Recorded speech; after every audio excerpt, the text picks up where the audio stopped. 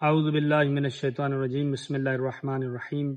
مومنین کرام، عبادت کوئی بھی ہو، جب تک اس کو حکم کے مطابق بجا نہ لایا جائے تو اس عبادت کی اس وقت تکمیل نہیں ہوتی، وہ عبادت اس وقت تک مکمل نہیں ہوتی جب تک حکم کے مطابق اس عبادت کو نہ بجا لایا جائے۔ آج جو ہمارا موضوع ہے وہ ہے، مومنین کی طرف سے اکثر یہ سوال آتا ہے کہ ہم نماز کی تیسری یا چوتھی رکعت میں، یعنی اگر نماز ہم 3 رکعت پڑھ رہے ہیں یا 4 رکعت پڑھ رہے ہیں تو پہلی 2 رکعتوں میں تو سورہ فاتحہ اور کوئی اور سورت، لیکن تیسری رکعت میں کیا پڑھنا چاہیے؟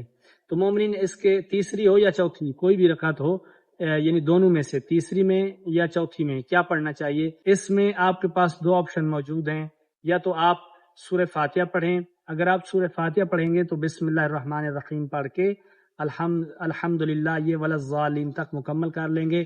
اس کے علاوہ اور کوئی سورت نہیں پڑھیں گے، یعنی یا سورہ فاتحہ پڑھیں گے یا اس کے علاوہ آپ تسبیحات اربع پڑھیں گے۔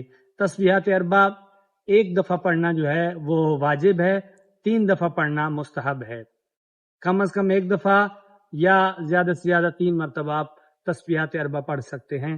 تسبیحات اربع کیا ہے؟ سبحان اللہ والحمد للہ ولا الہ الا اللہ واللہ اکبر، سبحان اللہ والحمد للہ ولا الہ الا اللہ واللہ اکبر۔ اگر آپ اس کو 3 دفعہ پڑھ لیں گے تو آپ سورہ فاتحہ کی جگہ یعنی تسبیحات اربع بھی پڑھ سکتے ہیں یا اکیلی سورہ فاتحہ بھی پڑھ سکتے ہیں، لیکن ایک بات کا دھیان رہے کہ سورہ فاتحہ پڑھنے سے پہلے آپ نے بسم اللہ الرحمن الرحیم پڑھنی ہے، لیکن تسبیحات اربع کی تلاوت سے پہلے آپ نے بسم اللہ الرحمن الرحیم نہیں پڑھنی ہے۔ پروردگار ہم سب کو حکم خدا، حکم معصومین علیہ السلام کے مطابق عبادات بجا لانے کی توفیق عطا فرمائے۔